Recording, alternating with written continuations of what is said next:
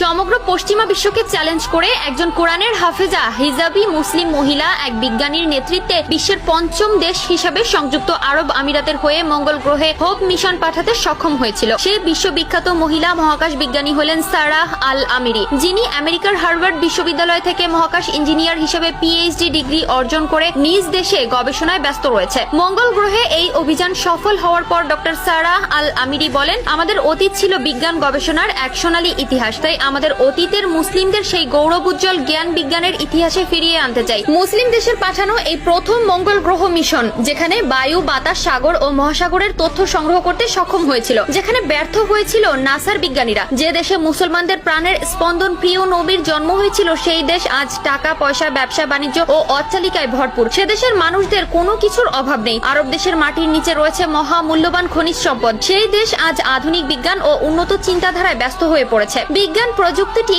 আমেরিকার গবেষণা সংস্থা নাসার সাথে পাল্লা দিতে মহাকাশ গবেষণায় আপ্রাণ চেষ্টা চালাচ্ছে তারা। আর এই গবেষণার ফলস্বরূপ এদেশের এক মুসলিম হিজাবি নারী বিজ্ঞানী ইতিহাস সৃষ্টি করেছে। অনেকেই বলে থাকেন মুসলিম মহিলারা শুধু বোরকার আড়ালে বন্দী থাকেন, কিন্তু বর্তমান বিশ্বে হিজাবি অনেক মুসলিম মহিলা রয়েছে যাদের আবিষ্কার ও গবেষণা দেখে হতবাক গোটা বিশ্ব। আজ এই প্রতিবেদনে আলোচনা করব এমন এক বিজ্ঞানী যিনি ইসলামের পথে আদর্শ একজন হিজাবি নারী, যার নেতৃত্বে সংযুক্ত আরব আমিরাত বিশ্বের চতুর্থ দেশ হিসেবে মঙ্গল গ্রহে হোপ মিশন পাঠাতে সক্ষম হয়েছিল। 2022 সালের প্রথম দিকে মধ্যপ্রাচ্যের প্রথম দেশ হিসেবে মঙ্গল গ্রহে এই প্রথম কোনো অভিযান পাঠায় সংযুক্ত আরব আমিরাত। সংযুক্ত আরব আমিরাতের বিজ্ঞানীদের নেতৃত্বে রয়েছে সারাহ আল আমিরি। 1987 সালে আরব আমিরাতে জন্ম সারাহ আল আমিরির। এখন বয়স মাত্র 33 বছর। মহাকাশে যাওয়ার স্বপ্ন দেখা শুরু করেন একেবারে ছোটবেলায়। তিনি সেকেন্ডারি শেষ করে আমেরিকান ইউনিভার্সিটি অফ শারজাহে কম্পিউটার সায়েন্সে ভর্তি হন। কম্পিউটার সায়েন্সে স্নাতক ও স্নাতকোত্তর শেষ করেন। আরব আমিরাতে তখন কোনো মহাকাশ অভিযানের কর্মসূচি ছিল না।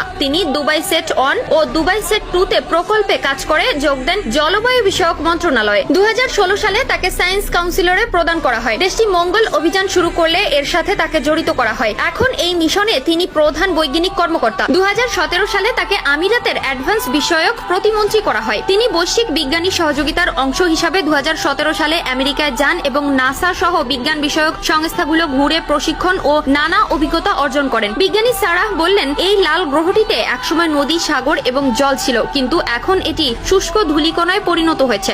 যুক্তরাষ্ট্রের সায়েন্স মিউজিয়াম গ্রুপের পরিচালক বলেছেন, আজ পর্যন্ত যে কয়েকটি মহাযান মঙ্গল গ্রহে গিয়েছে সেগুলো ভূত্বকের দিকে মনোযোগ দিয়েছে, কিন্তু হোপ মিশন সফল হলে জলবায়ু সম্পর্কে সামগ্রিক একটা চিত্র পাওয়া যাবে।